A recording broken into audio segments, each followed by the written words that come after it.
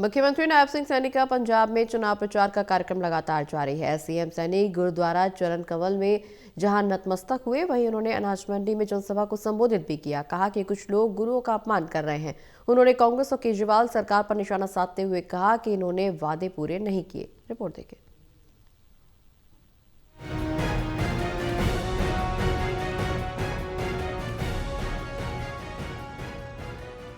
हरियाणा के मुख्यमंत्री नायब सिंह सैनी का पंजाब में कार्यकर्ताओं से मुलाकात करने का सिलसिला लगातार जारी है। सीएम सैनी लुधियाना में कार्यक्रम में हिस्सा लेने पहुंचे।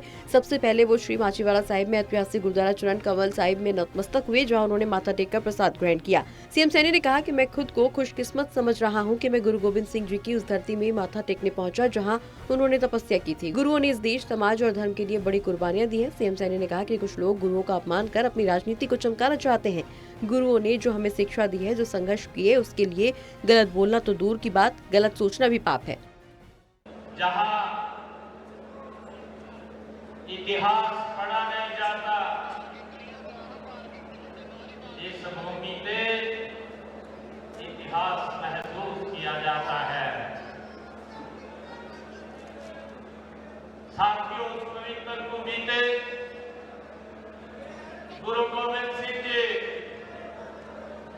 अपने जीवन के कठिन क्षणों में भी धैर्य, साहस और विश्वास नहीं छोड़ा। सीएम सैनी ने एक रैली को भी संबोधित किया और कई महत्वपूर्ण बातें कही। उन्होंने कहा कि पंजाब में चाहे कांग्रेस की सरकार रही हो या केजरीवाल की, इसमें से किसी ने भी वादे पूरे नहीं किए। उन्होंने अपनी सरकार के बारे में बात करते हुए कहा कि मैंने हरियाणा की जनता से 217 वादे किए थे। 1 साल पूरा होने को है, 53 वादे हमारी सरकार ने पूरे कर लिए हैं। ये वित्तीय वर्ष जब समाप्त होगा, 163 वादे तब हमारी सरकार पूरी करने जा रही है। साथियों, मुझे ये बताते हुए गर्व भी हो रहा है, मैंने हरियाणा की जनता ने 217 वादे किए सी। एक साल पूरा होया सी।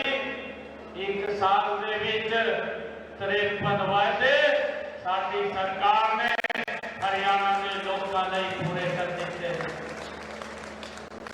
साथियों, ये फाइनेंशियल ईयर जब खत्म होगा, 163 वादे पहले ही इस वर्ष में ये सारी सरकार पूरा करने जा रही है।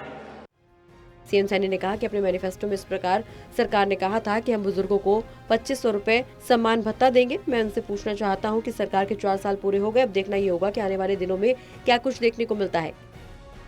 कैमरा पर्सन विद्याधर बारिक के साथ नानकान पाल, टोटल न्यूज।